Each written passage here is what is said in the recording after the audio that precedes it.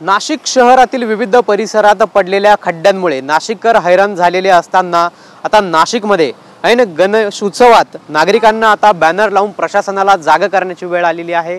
नाशिकमध्ये शिवसेना उद्धव बाळासाहेब ठाकरे पक्षाकडून नाशिकच्या विनयनगर परिसरामध्ये बॅनरबाजी करण्यात आलेली आहे। खरं तर नाशिक शहरातील खड्ड्यांमुळे नाशिककर नागरिक हैराण झालेले असतानाच आता गणरायाचं जे आगमन आहे ते नाशिक शहरातील खड्ड्यांच्या रस्त्यांवरून करण्याची वेळ जी आहे ती नाशिककरांवरती आलेली आहे। आणि त्याचमुळे गणपती बाप्पा आणि गणपतीचं वाहन असलेल्या उंदिरामधला आपल्याला या ठिकाणी संवाद बघायला मिळतोय। आपण जर याच्यावरती बघितलं तर गणपती बाप्पा जो आहे तो त्याच्या वाहनाला विचारतोय की नाशिककरांची गणेश उत्सव व माझ्या स्वागताची तयारी झाली का, केव्हा प्रस्थान करायचं। तर त्यावरती जे गणपती बाप्पाचं वाहन आहे उंदीर ते म्हणतं, बाप्पा नाशिक शहरातील ट्रॅफिकची व रस्त्यांवरील खड्ड्यांची एकंदरीत परिस्थिती बघता आपल्याला थोडं लवकर निघावं लागेल। अशा पद्धतीचा मजकूर आणि अशा पद्धतीचा एक जो काल्पनिक संवाद आहे तो आपल्याला या बॅनरवरती बघायला मिळत आहे। नाशिक शहरातील खड्ड्यांमुळे नाशिककर हैराण झालेले असताना आता अशा पद्धतीने प्रशासनाला कुठेतरी जागा करण्याचं काम जे आहे ते सुरू होत असल्याचं आपल्याला बघायला मिळतंय। ज्यांनी हे बॅनर लावले ते आपल्या सोबत आहेत।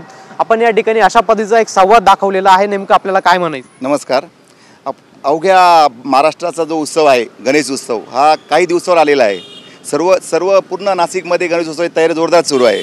आता गणेश उत्सवाची तयारी सुरू असताना शहरभर पूर्ण नाशिक शहरात अक्षरशः रस्त्याची चाळण झाली आहे। आता आम्ही आमच्या मंडळाचा गणपती आणताना आमची इतकी तारंबळ उडाली का अक्षरशः गणपती पूर्णतः हलत होता।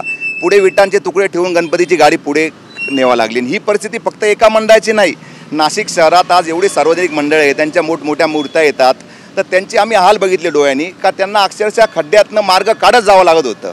तर आमची हीच अपेक्षा आहे, ह्या बॅनरच्या माध्यमातून आम्ही प्रशासनाला हे आव्हान करतो का आता तरी प्रशासनाचे डोळे उघडतील। वारंवार आंदोलन करून सुद्धा कुठल्याही प्रकारचे रस्त्याचे काम झाले नाही। आता निदान आता आमचे गणरायाला साखळे का, हे गणराया विघ्न अर्थात तू जाता या प्रशासनाचे डोळे उघड।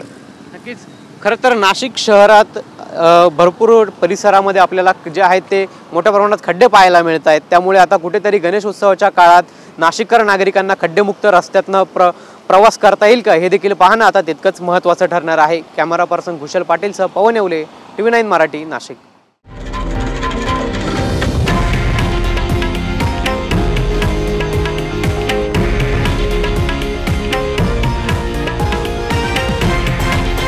हे आहे देशातील नंबर 1 न्यूज नेटवर्क आणि आपण पाहत आहात TV9 मराठी, एकमेव।